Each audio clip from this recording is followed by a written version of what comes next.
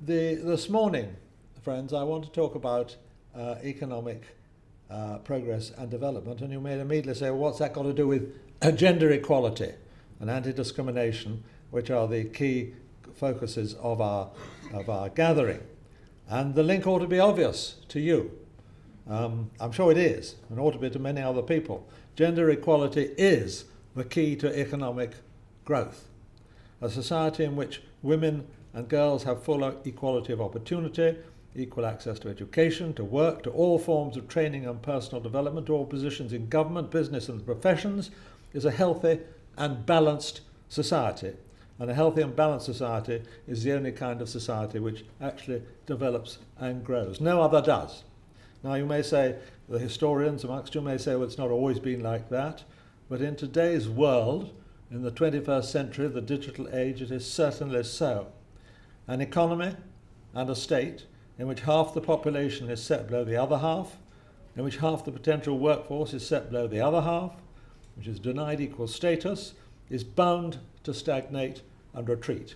It's a sick society. It cannot go forward. It cannot prosper. In short, equality is not just a matter of fairness and not just an ethical and social concern. It is the high road to sustainable economic progress and development. Well, now, you may say, why is he saying that? We knew all that all along. That's obvious. Yet the truth is that millions of women and girls are still oppressed, abused, forced into marriage, degraded, barred from living a full life. Outright discrimination against women and girls continues, and quite an amount of it, if we face clearly and frankly, is in Commonwealth countries. So what are the factors behind all this? What are the walls we have to break down? Well, we know that the opponents of gender equality are in some cases ignorant or worse. In places they are the apostles of fear, evil, as we've seen from horrific events in the last year or two, and indeed many before that. They are the guarantors, really, the heralds of continuing poverty and suffering. Their print on the world is a completely negative one. And even where discrimination is less blatant and less violent and appalling, we still hear the arguments today that, oh well, custom and culture must be respected, it's all very difficult, we can't make any progress, and so on. This is outdated nonsense, and it's time we said so. Finally, I do attribute some of the blame of the unbalanced worlds we are still addressing to economists and the statistics about women and work, which frankly fail to depict how modern economies work and how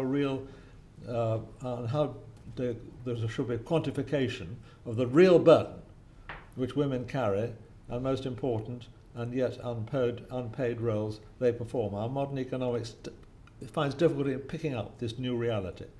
As I say, this is all common knowledge to you, and the subject of copious discussion and proclamation in many institutions around the world. We have the G20 committing to new efforts on equality and anti-discrimination, and anti-discrimination against sexual orientation of any kind. We have the UN with all its committees, there are plenty of those. We have the OECD announcing new campaigns of recommendations for equality, gender equality.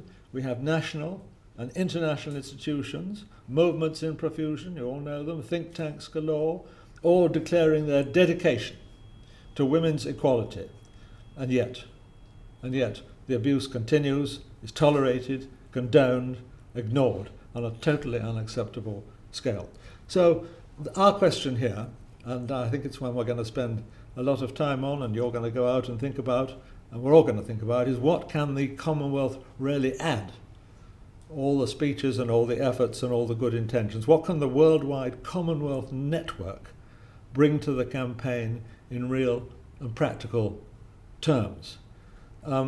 First, we must be clear, I think as many outside this room possibly are not, about what the Commonwealth itself is today. And this is where John was so very much on the point about the network and World Wide Web nature of the Commonwealth network. It is not, for example, quotes, just another international institution, which is, I'm afraid, a phrase I regrettably heard from a senior British official in the Foreign and Commonwealth Office in London the other day.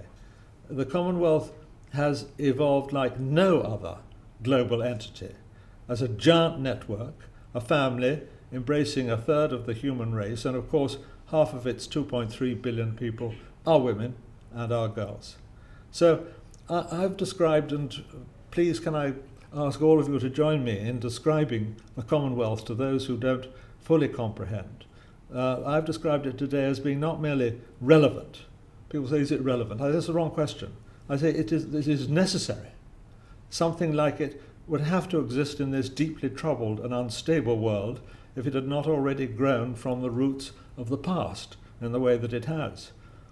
I've always described the Commonwealth, and not always, but more recently described the Commonwealth as someone said, well, look at all the governments, they quarrel, they disagree and so on. I said, look, this is above governments. The Commonwealth is above history. It's above most official global institutions, not just another institution like the rest of them. It's above past grievances and bitternesses.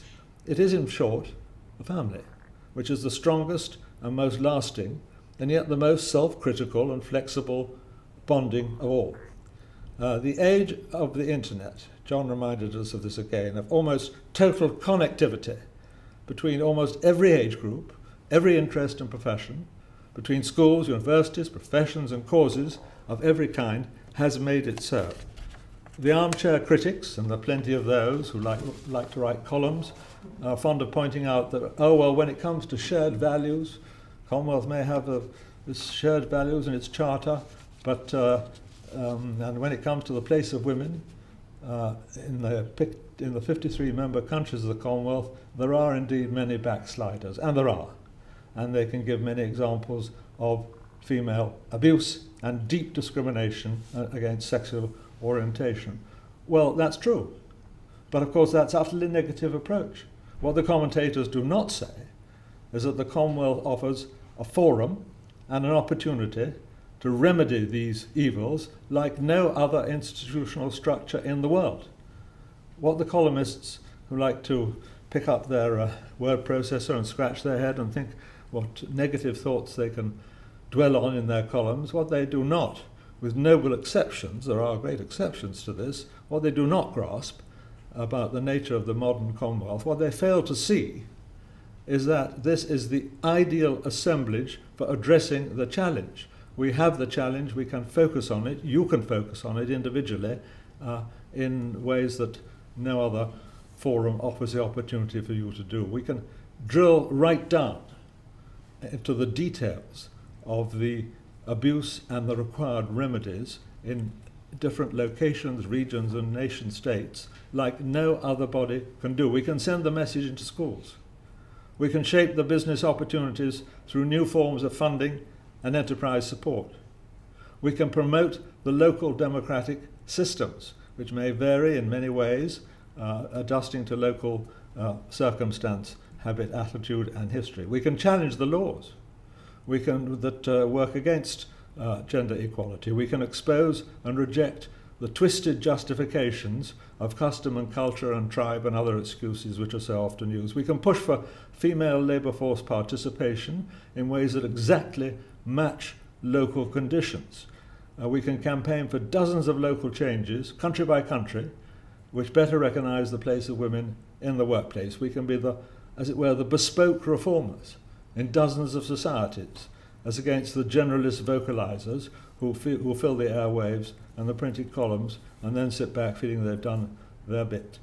So my hope and my respectful request to you this morning is it's time we used our muscle. I see this gathering today here in Malta as not just a message sender, nor do you, of course, because you are committed activists. But it's not just a message sender, it's not just a nucleus of a wider network having a nice discussion and then all going home. But it is a launching point for 1,000 actions and 1,000 pressures. The Royal Commonwealth Society, of which I have the privilege to be the president, is playing and will play a vigorous part in the struggle for gender equality, both within every forum we can operate, but within the Commonwealth as a whole, there, of course, it's not just us, there are many driving forces. we have within our network, ready to work side by side, all the dynamic organisations, large and small, ready to carry forward the agenda on all fronts.